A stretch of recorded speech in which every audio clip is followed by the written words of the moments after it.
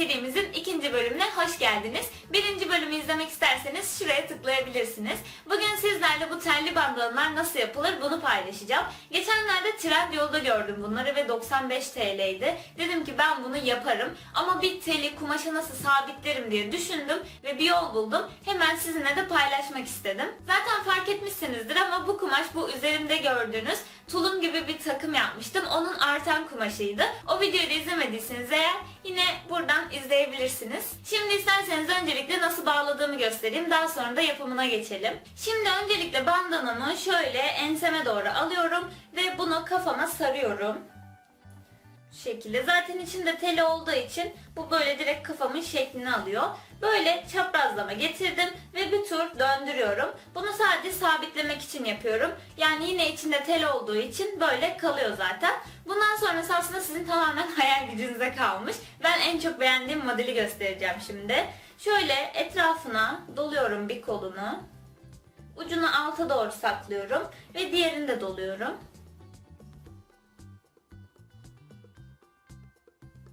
Şöyle biraz kenarından, kıyısından düzeltiyorum. Ve böyle sanki gülmüş gibi bir şey oluyor. Ben bunu bir reklamda Burcu Biricik'te görmüştüm ve demiştim ki o bandanayı öyle nasıl tutturmuş acaba? Tabi bandananın içinde tel olunca gayet basit bir model oluyor ve bence gerçekten güzel görünüyor. Umarım hoşunuza gitmiştir. Şimdi hemen nasıl yapıldığına geçelim. Eğer videom hoşunuza giderse beğen butonuna basmayı ve videoların devamını görmek isterseniz kanalıma abone olmayı unutmayın. Kendinize çok iyi bakın.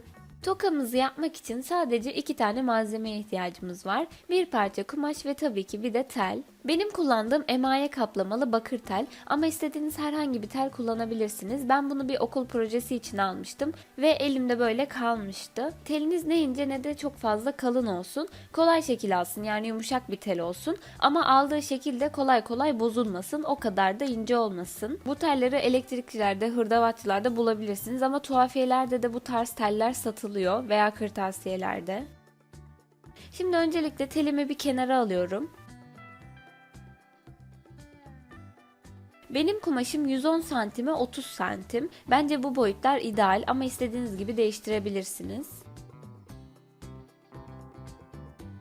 Öncelikle kumaşımı açıyorum ve uzun kenarına doğru ikiye katlıyorum. Daha sonra bütün açıkta kalan kenarları dikiyorum. Sadece en uç kısımda minik bir boşluk bırakmam gerekiyor. Onu da düzine çevirmek için kullanacağım. Diktikten sonra bu şekilde görünüyor. Açık bıraktığım yerden bandanamı düzine çeviriyorum.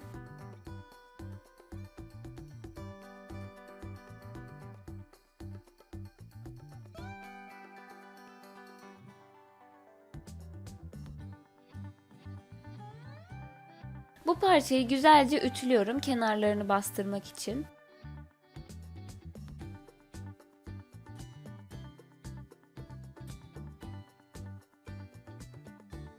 Ütüledikten sonra telimi bandanamdan bir tık daha uzun olacak şekilde kesiyorum. Uzun olmasının sebebini birazdan göreceksiniz zaten.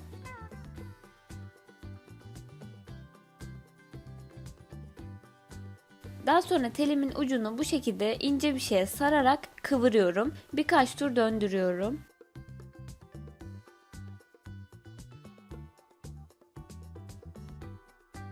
Bu teli içeride kumaşa sabitlememde kullanacağım yuvarlak.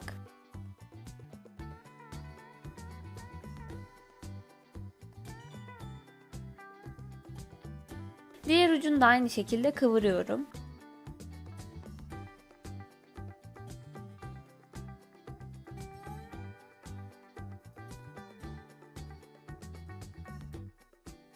Daha sonra telimin bir ucunu kumaşımın açık yerinden içeriye sokuyorum ve diğer köşeye gelene kadar ittiriyorum. Köşeye geldiğimde orayı elimde dikiyorum ve sabitliyorum. Dikerken bu yuvarlak yerden iğneyi sürekli geçirerek kumaşa o şekilde batırıyorum.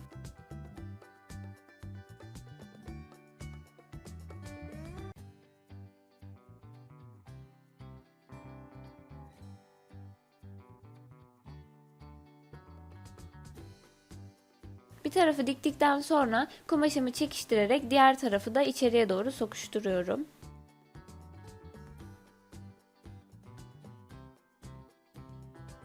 Ve açık olmayan köşeye diğer ucumu sabitliyorum.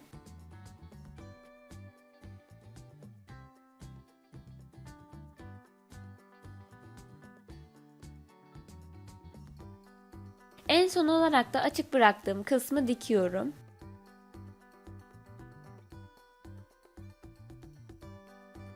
Ve böylece bandanam hazır oluyor. Yaparsanız mutlaka fotoğraf bekliyorum. Ben tekrardan da videonun sonunda nasıl bağladığımı göstermek istedim.